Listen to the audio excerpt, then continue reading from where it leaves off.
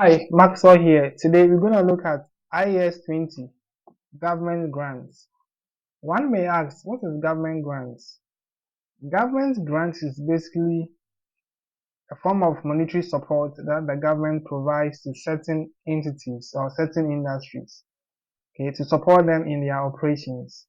It is also one of the ways the government uses to develop or support certain sectors of the economy.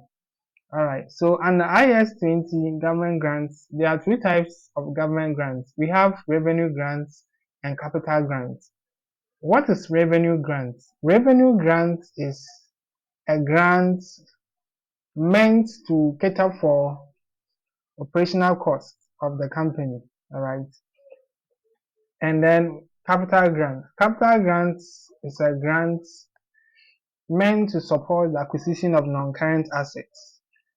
So if an entity wants to maybe acquire a motor vehicle and the government provides some form of grant to support them to purchase that motor vehicle, that is capital grants.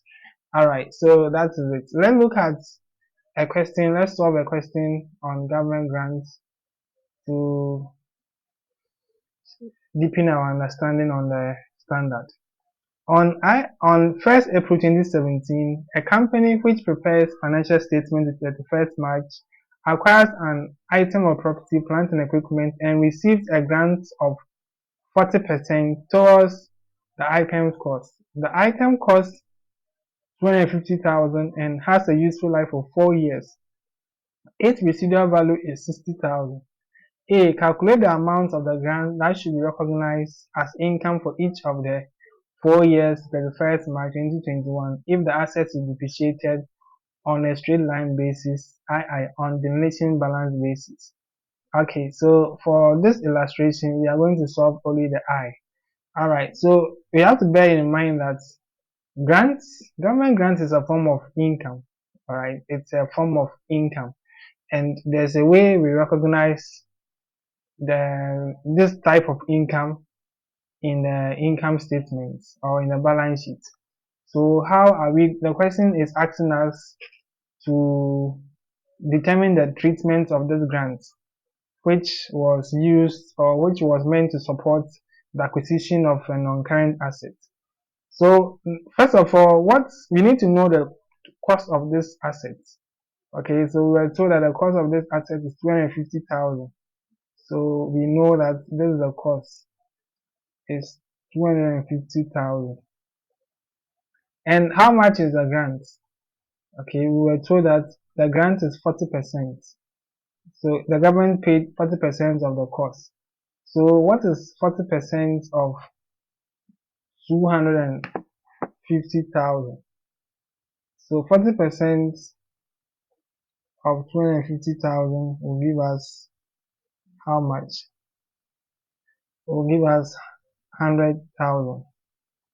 Alright, so that is the grant. 100,000. So the government paid 100,000 towards the acquisition of this property. Alright, so this is the grant. Alright, so the next question is, now what is the treatment? How do we treat this grant in our income statement?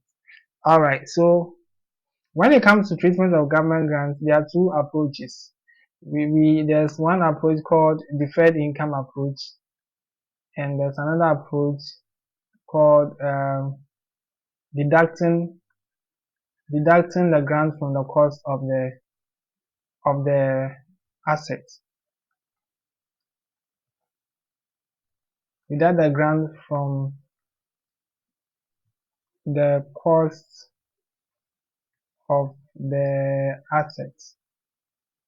Okay, so let's start with the deferred income approach. What is this about?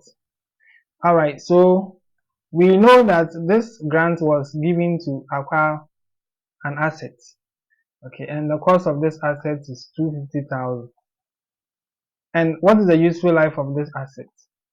In the question, we are told that the useful life is 4 years. We are to use this grant we are to use this asset for 4 years. All right, so it means that we also have to recognize the grant over a period of 4 years. So that's what it means. We have to match the grant against the useful life of the assets. Okay, so if the useful life of the asset is 4 years, then we have to spread the grant over a period of 4 years. So that's what the deferred income approach is basically about. So we know that the grant is 100,000. We have already calculated it. Okay, so we need to divide it by 4 because that is the useful life of of the of the assets. So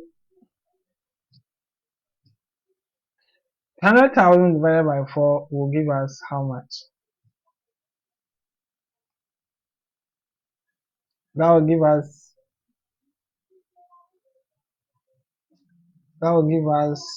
how much? 100,000 divided by 4. That will give us 25,000. So we have 25,000 here. Okay, so it means that every year we have to recognize grant income of 25,000. Alright, that's what it means. Every year we have to recognize grant income of 25,000 in our income statement. Okay, so the question is, what happens to the rest of the grants? We receive a grant of 100,000. So every year we recognize 25,000. So what happens to the remaining? So this is what happens. So we know at year 0 we receive grants of 100,000. Okay, and this grants, okay, will be treated as deferred income at year 0, the date that we receive the grant. So in the balance sheet, it will be treated as deferred income. When we say deferred income, it's an income we have not used yet. Okay, so that is where it will fall under liability, right? So deferred income. Okay, that is year 0. Okay, all right.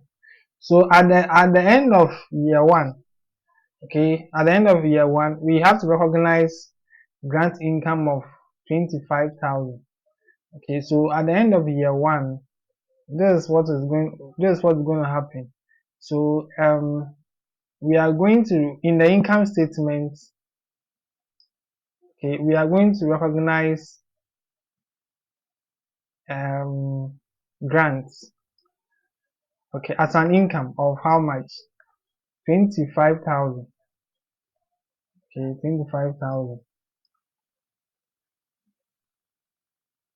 All right. Then in the balance sheet, okay, what is going to happen? In the balance sheet, we have to deduct the 25,000 from the deferred income, okay? Because the total amount is 100,000. We have taken 25,000 to the income statement, so it will be left with how much? It will be left with 75,000. Okay. So the deferred income balance will be left with 75,000. Okay. The next year, year 2. So this is year 1. The next year, which is year 2, we are going to send another 25,000 to the income statement, and we'll deduct another 25,000 from the from the deferred income, so that the deferred income will become 50,000. Okay, so that's how we go about this question. All right, so thank you and see you next time.